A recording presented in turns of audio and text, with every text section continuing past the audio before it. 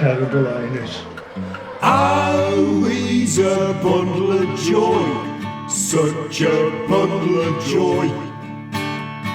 Oh, he's a bundle of joy, such a...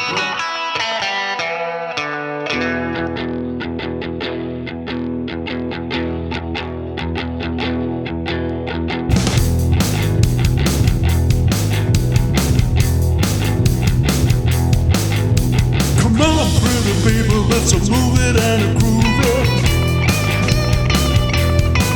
it. I know. I was just totally gobsmacked by it. I mean, it's almost too difficult to understand just how big the universe actually is. I thought it was an amazing programme. What I found astounding is the mind-boggling distances between the galaxies. Yeah. As the presenter said, it's like an island in a vast ocean. That's right. It is, isn't it? I wonder if Alf will be in tonight. Well, if he does turn up, you can guarantee he'll be in an even worse mood than usual. Well, I'm not surprised. He never did get on with anyone. Well, anyone in Mavis's family. Yeah. Well, let's face it, he never gets on with anyone. I know. What I wanted to ask you. Do you remember... Alf's here. He's on his way over. All right, Alf. Terrible, ain't it? Hello, Alf. Should I ask how things are? Don't. Has all this settled in yet? Where did you get that shiner? That's a nice black eye you've got there, mate. Look, I'm telling you now, I'm thinking about leaving. If I'd been younger, I'd think about running away to sea. Join the bugging navy. It's Alf, can you do this? Alf, can you do that? She's cowing well driving me mad. I've now got to listen to the two of them whittering on all day and all evening. When our Mavis told me that her sister had had another of her turns and that she could no longer look after herself and that she'd, have to come and live with us, I could have cowing well wept. What exactly is wrong with Olive? Oh, I don't know. Anyway, she sells most of her furniture and stuff and brings the other bits and pieces with her. She lived in a council flat, so we didn't have the problem of selling that. But it means she doesn't have that much money.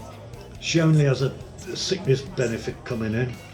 And Mavis told me how much it was. You couldn't keep a cowing cat on it. She doesn't have that much in the, savings-wise either. So now we're going to have to look after her on just, the bit I get off the dole.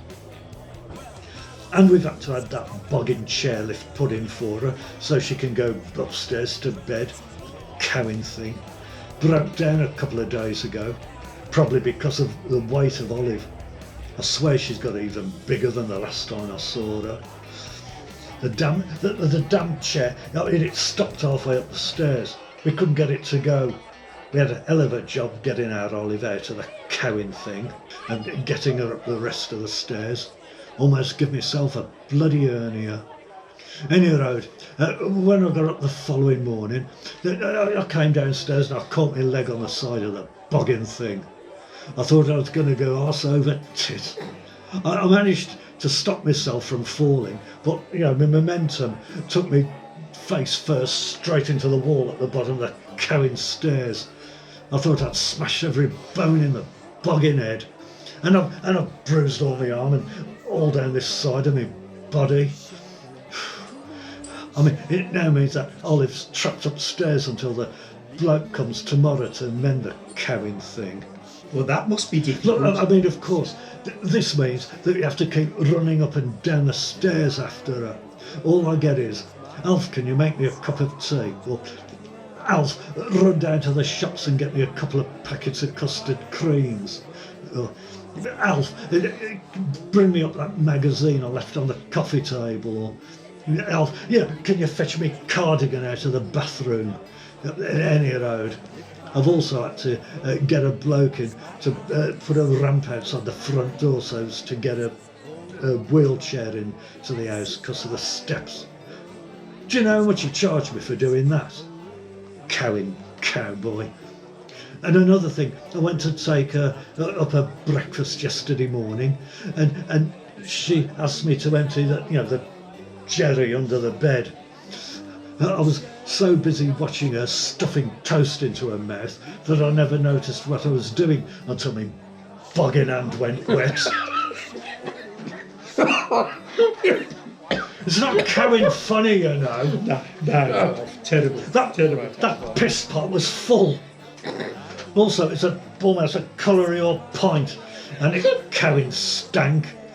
I spent ages washing my boggin hands. And then to make matters worse, Connie, the mother-in-law, turns up. I mean, she's going bloody doolally. She doesn't know what day of the week it is. She gets me mixed up with me dad and starts calling me Sam. And she starts being nice to me. I mean, usually the old cow hates my guts and I hate hers. Anyway, she starts to get confused and Mavis says, I'll have to take her home. I was just hoping she didn't let out one of her stinky farts on the bus. Anyway, we get halfway home and she starts yelling, this isn't the way to Farringdon Road. Cranky cow still thinks she lives there. I told her she left that place years ago and she now lives in Elm Road, but she wouldn't have it. Then I start screaming that I was kidnapping her. What a cowing commotion.